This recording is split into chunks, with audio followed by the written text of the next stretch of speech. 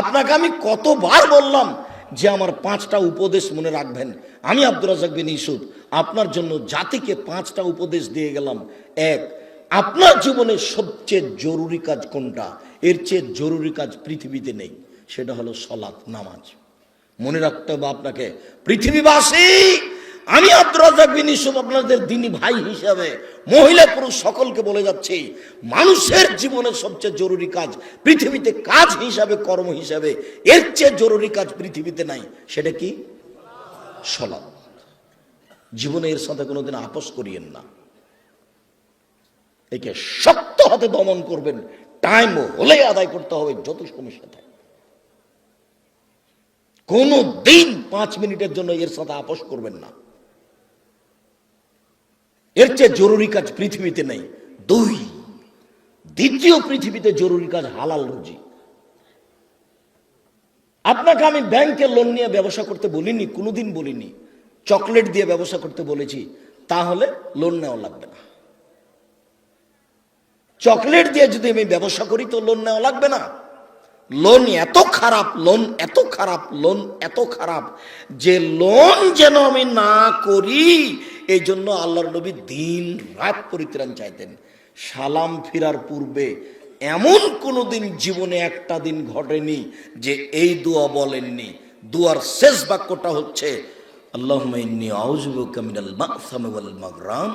তোমার কাছে বাঁচতে চাই বড় পাপ হতে, তোমার কাছে বাঁচতে চাই ঋণ কর্য হতে, তোমার কাছে বাঁচতে চাই বড় পাপ হতে, তোমার কাছে বাঁচতে চাই ঋণ কর্য হতে, তোমার কাছে বাঁচতে চাই বড় পাপ হতে, তোমার কাছে বাঁচতে চাই ঋণ কর্য হতে।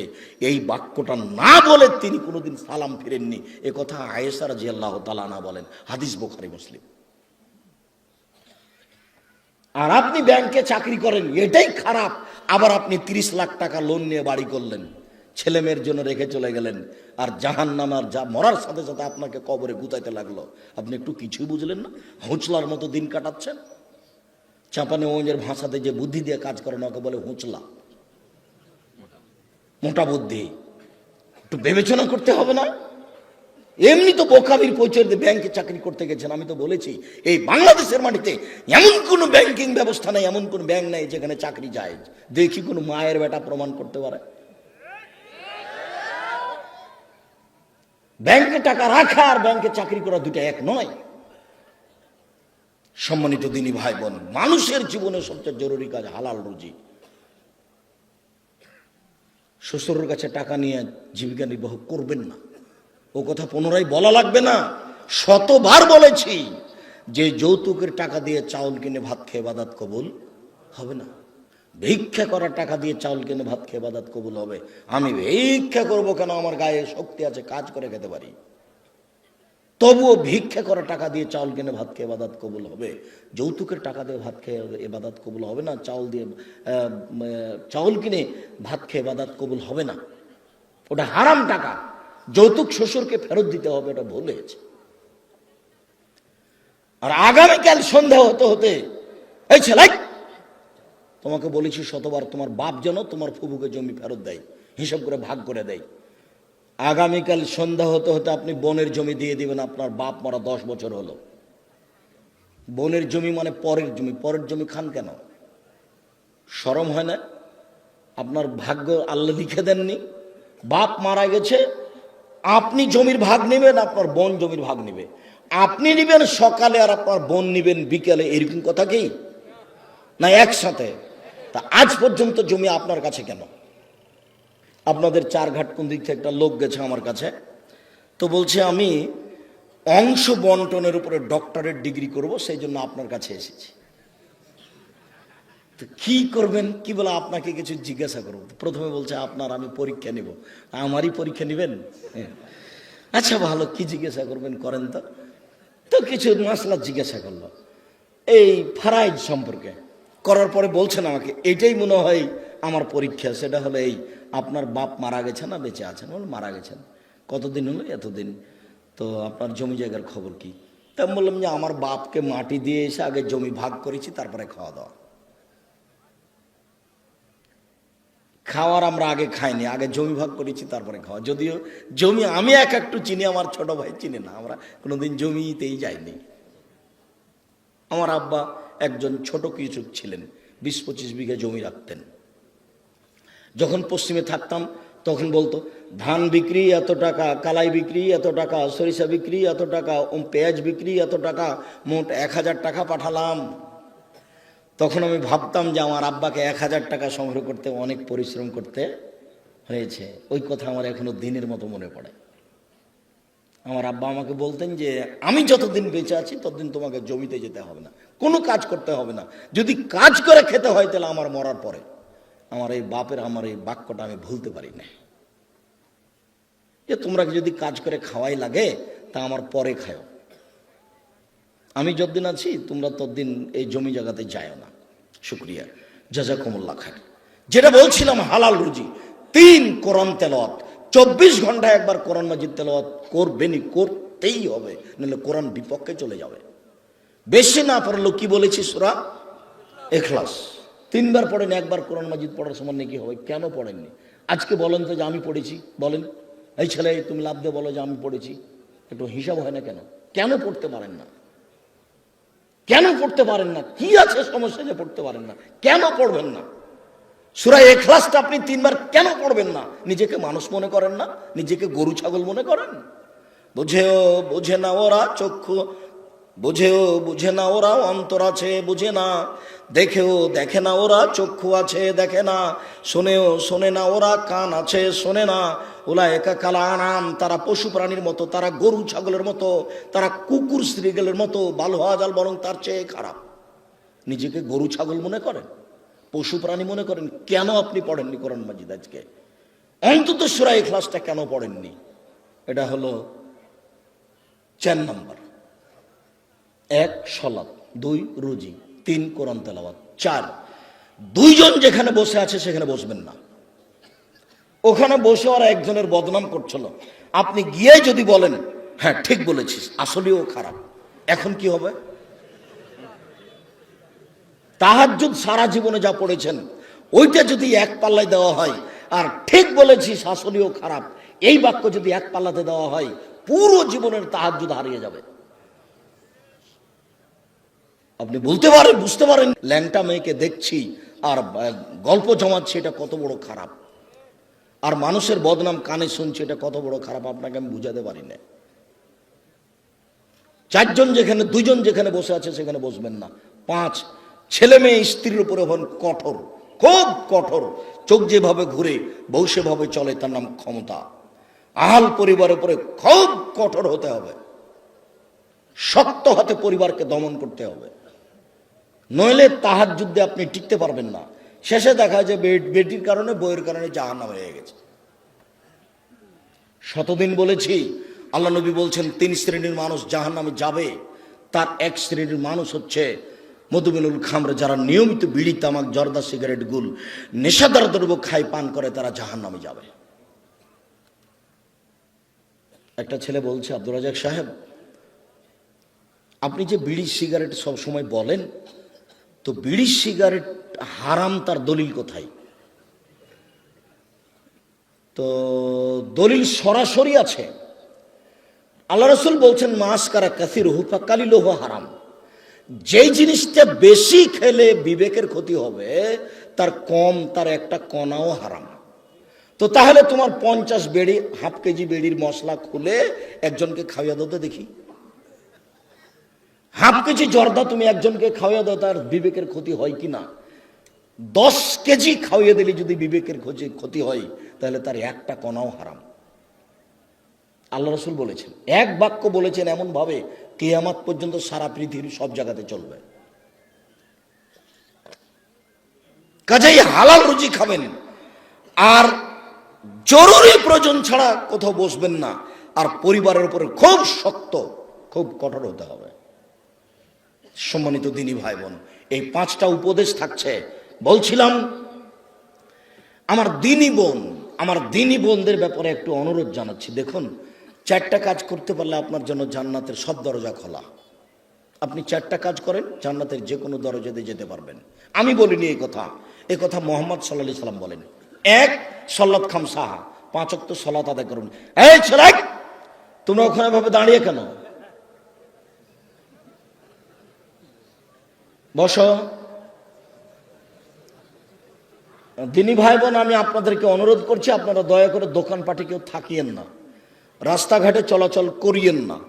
এখন কোনো কাজ করার প্রয়োজন মনে করেন না। আপনার আমি কিছু না কিছু উপকার করবো ইনশাআল্লাহ। আপনিও যেমন কষ্ট করে এসেছেন, আমিও তেমন কষ্ট করে এসেছি। আমি 7:30 8টার দিকে বাসায় পৌঁছেছি। বরিশাল বরগুনায় ছিলাম রাতে। বরিশাল বরগুনা থেকে আমি রাতে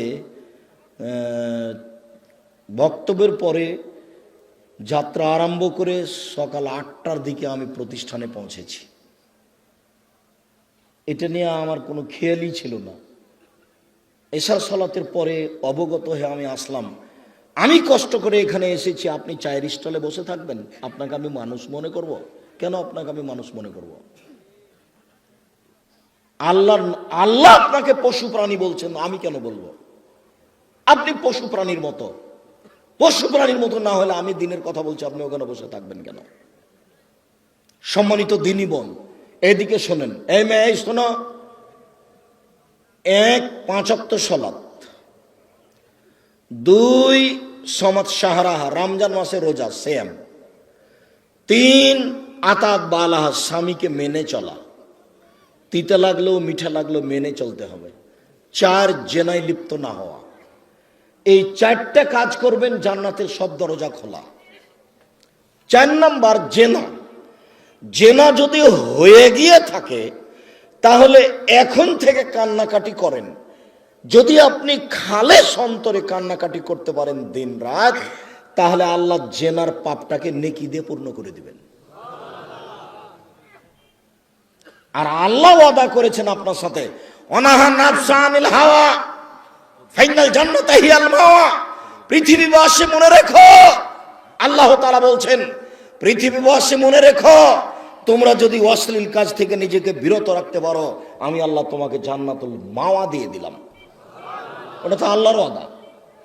আপনি অশ্লীল কাজ বন্ধ করেন, জান্নাতুল মাওয়া আপনার জন্য প্রস্তুত আছে। এটা মানুষে বলেননি, এটা নবী বলেননি, এটা সরাসরি আল্লাহ বলছে। অতএব যদি কারো জেনা হয়ে গিয়ে থাকে, বন্ধ করেন, আপনি ভালোর মধ্যে চলে যাবেন। স্বামীর সাথে ভালোভাবেই চলতে হবে। আপনার স্বামী আপনাকে গালি দেয়, এ কথাই ঠিক। আপনার স্বামী আপনাকে মারে, এ কথাই ঠিক। আপনার স্বামীর মুখ খারাপ, এ কথাই ঠিক। এর পরেও কোনো উত্তর না করে পাথর হয়ে এই সংসার করেন, এটাই আমার পরামর্শ। আমি আপনার দিনী ভাই হিসেবে আপনাকে আমি পরামর্শ দিচ্ছি, যেহেতু 2-1টা ছেলে মেয়ে হয়ে গেছে, আপনি এই সংসার করেন, ওর সাথে কথা বলেন। সপ্তাহ সপ্তাহ কথা বলেন না, রান্না বান্না করে ছেলের হাতে মেয়ের হাতে দিয়ে পাঠান। আর 1 গ্লাস পানি চাইলে সামনে গ্লাসটা রেখে ঠ্যাক্কস করে রেখে দুদিকে হেঁটে চলে যান। এভাবে সংসার করলে আল্লাহ অসন্তুষ্ট থাকবেন, পরকাল জাহান্নাম হয়ে যাবে। এই সংসার করতে হবে না। আমার কথা আপনি মেনে চলেন, কষ্ট হোক, মুখ বন্ধ করেন, প্রতিবাদ করিয়েন না, তার সাথে মিশে চলেন, তার পায়ের নিচে দুনিয়া শেষ করে দেন, তাকেই ভালোবেসে দুনিয়া শেষ করে দেন, আপনার জন্য ভালো হবে, জান্নাত হবে। শেষ পর্যন্ত যদি বুঝেন যে সংসার হবেই না, তাহলে এভাবে ঝুলন্ত থাকতে হবে না, আপনি খোলা করে নেন। যে কোনো মহিলা যে কোনো স্বামীর সাথে খোলা করতে পারে, যে আপনার সাথে থাকবো না, চেয়ারম্যান সাহেবরা ঠিক করে দেন, কাজী সাহেব ঠিক করে দেন, আমাকে একটা খোলা তালাক লিখে দেন, আমি আমার স্বামীর ভাত খাবো না। আপনি করেন, 1 মাস পরে অন্য জায়গাতে বিবাহ বসেন, কিন্তু ঝুলন্ত অবস্থায় ভাবে থাকিয়েন না।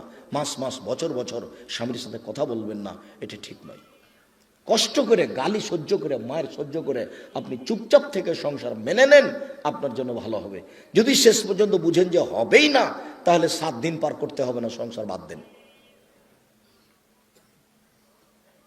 4টা কাজ করেন, জান্নাতের সব দরজা খোলা আপনার জন্য। আপাতত কথা শেষ, আপনি আমার দিনী বোন।